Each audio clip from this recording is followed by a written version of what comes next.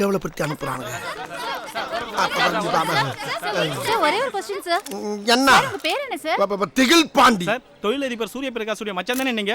ஆமா. எந்த சம்பவத்துக்காக நீங்க ஜெயிலுக்கு போனீங்க? அது சம்பவம் இல்ல, சரித்திரம். என்ன விஷயத்துக்காக போனீங்க? அது விஷயம் இல்லமா, விசித்திரம். என்ன பிரச்சனை சார் உங்களுக்கு? அது பிரச்சனை கிடையாது, பிரளயம். சார் நீங்க பேசுறது ஒண்ணுமே புரியல சார். ஒண்ணும் புரியல, கூட்டத்தை கலைச்சிட்டு வீட்டை பக்கம் போங்க எல்லாரும். சார் ஜனங்களா நீங்க எதுக்கு ஜெயிலுக்கு போனீங்கன்னு தெரிஞ்சுக்க துடிச்சிட்டு இருக்காங்க சார். சொல்றேன், மக்களுக்காக சொல்றேன். இந்த செனங்கொண்ட சிறுத்தையை சிராச்சு சிறங்கு வர வச்சுட்டாங்க. ஆறிருச்சு. இந்த மதம் கொண்ட யானைய மண்டி போட வச்சு நீ நினைக்கிற மாதிரிலாம் ஒண்ணு இல்ல, மானமங்கப்படுத்திட்டானுங்க.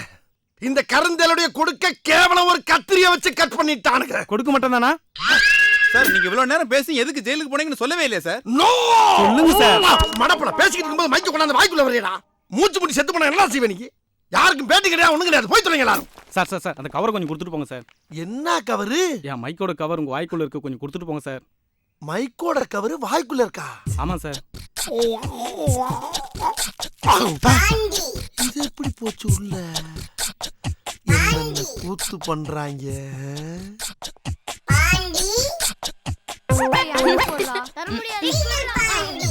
விளையாடுனதெல்லாம் போதும், சீக்கிரம் ஹோம்வொர்க் செய்ய ஆரம்பிங்க. என்ன கையில இருக்க? ஒரு ஆம்பளை ஒரு வாரம் ஜெயில சீரழிஞ்சு சின்னாபனமாய் கேவலப்பட்டு வீட்டுக்கு வந்திருக்கான். ஒரு மாமியாக்காரி என்னடா நான் மருமைங்கிற மரியாதை கொஞ்சம் கூட இல்லாம மடக்குன்னு திரும்புறா. உன் தங்கச்சிக்காரி என்னடா நான் கொலகாரனை பார்த்த மாதிரி கொடக்குன்னு திரும்புறா. நீ என்னமோ வெடுக்குன்னு திரும்புற. எப்படி தெரியும் என்னைய பார்த்தா உங்களுக்கு? சும்மா கத்தாதீங்க. ஜெயிலுக்கு போனீங்கல்ல, போன விஷயத்த வீட்ல சொல்லி அனுப்பியிருந்தீங்கன்னா என் தம்பி கிட்ட சொல்லி உங்களை ஜாமீன்ல எடுக்க சொல்லிருப்பல்ல. உன் புருஷன் அவ்வளவு கேவலமானவன் இல்லடி. எதா இருந்தாலும் தனியா நின்னு பேஸ் பண்ணுவான். எல்லாமே ஒன் மன் ஷோ, தெரிஞ்சுக்க.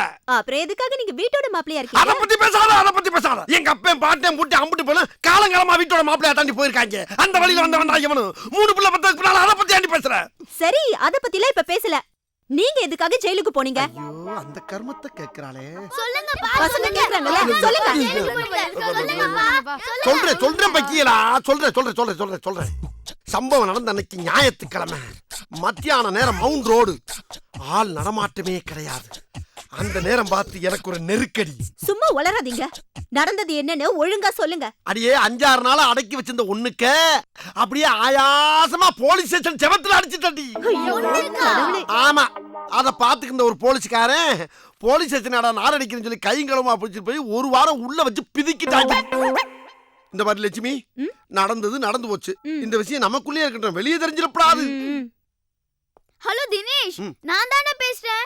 எங்க அப்பா உனக்கு போனனால தான் போலீஸ் பிடிச்சிட்டு போனாங்களா? நம்ம ஸ்கூல் முழுக்க சொல்லிடு, முக்கியமா நம்ம டீச்சர் கிட்ட சொல்லிடு. ஏன்னா அவங்க தான் துருவி கேட்டுட்டு இருந்தாங்க.